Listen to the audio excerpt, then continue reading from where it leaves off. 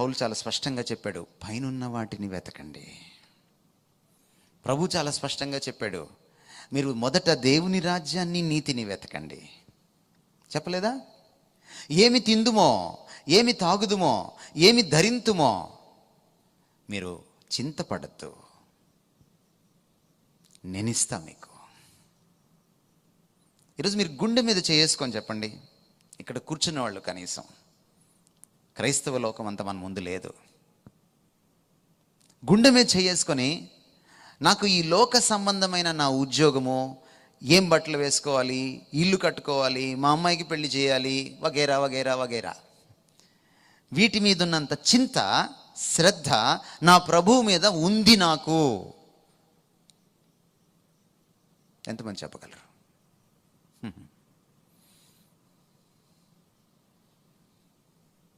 ఈరోజు క్రైస్తవం ఎలా తయారైందంటే, బోధకులు కూడా అలాగే తయారయ్యారు. మీరు మా దగ్గరికి వస్తే మీకు ప్రభు అది ఇస్తాడు, మీకు ప్రభు ఇది ఇస్తాడు. ప్రభు చాలదు మనకి, ఇంకేమి ఇవ్వాలి? ఆయనే చాలు. He's enough. ఆయన ఏమన్నాడు? నా కృప నీకు చాలు అన్నాడు. బతికేస్తామంతే, బతికేస్తామంతే. ఎందుకు కంగారు? చర్చికి వచ్చిన తర్వాత కూడా, ప్రభు దగ్గరికి వచ్చిన తర్వాత కూడా ఈ మెటీరియల్ ఆశలు, ఈ భౌతిక పరమైనటువంటి ఆశలు, కోరికలే మనకు ప్రార్థనలుగా మారుతున్నాయి. కాదంటారా? కాదంటారండి? మన ప్రార్థనలు ఒకసారి రికార్డ్ చేసి చూడండి. మన ప్రార్థనలో ఎంత భౌతికమైన విషయాలు ఉంటాయి, ఎన్ని ఆధ్యాత్మికమైన విషయాలు ఉంటాయి. మీరు పరలోక ప్రార్థన చెప్తారు చాలామంది. ఒకసారి పరలోక ప్రార్థనని స్టడీ చేయండి. అందులో భౌతికమైన విషయాలు ఎన్ని? ఒక్కటే, నేడు మాకు మా అనుదిన ఆహారము ఒక్కటే, మిగిలిందంతా నీ నామం పరిశుద్ధపరచబడును గాక, నీ రాజ్యము వచ్చును గాక, నీ చిత్తము నెరవేరును గాక. ఫోకస్ అంతా ఆయన మీద. ప్రార్థనలో మన ఫోకస్, నా బిడ్డకు పెళ్ళవును గాక, మా ఆయనకు ఉద్యోగం వచ్చును గాక, ఏమండి నేను అమెరికా వెళ్తును గాక. Is it not materialism? ఇది క్రైస్తవం ఎలా అవుతుందండి? అవ్వదు. లోకస్తుడికి నాకు తేడా లేనే లేదు. లోకస్తుడు అచ్చం ఇలాగే ఆలోచిస్తారు. ఈయనేమంటున్నాడు అంటే, మాకొద్దా? మేమేం పేదరికంలో ఉండాలా? వాళ్ళల్లో అనిల్ అంబానీలు ఉండాలా?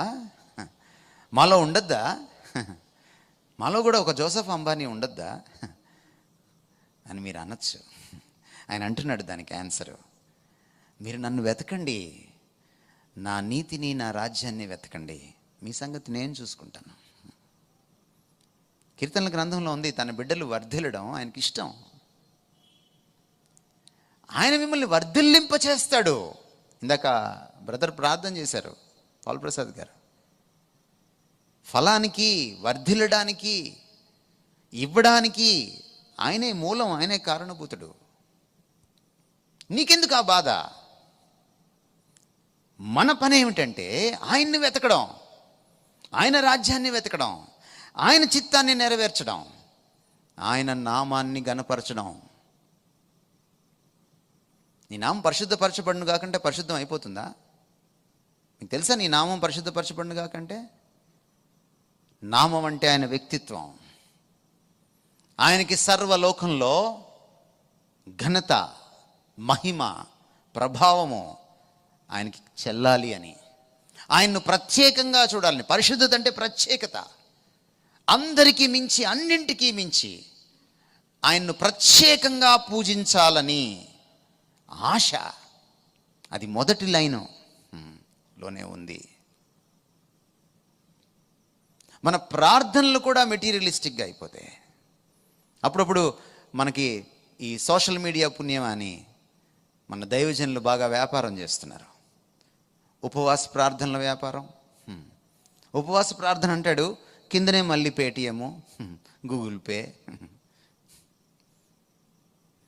దీంట్లో లేదా ఉపవాసం? అన్నం మానుకొని పొట్ట చేత పట్టుకొని దేవుడి సన్నిధిలో కూర్చుంటున్నాం. డబ్బుల విషయంలో కూడా కాస్త ఉపవాసం అప్పుడైనా కాస్త అడుక్కోకుండా ఉండొచ్చుగా.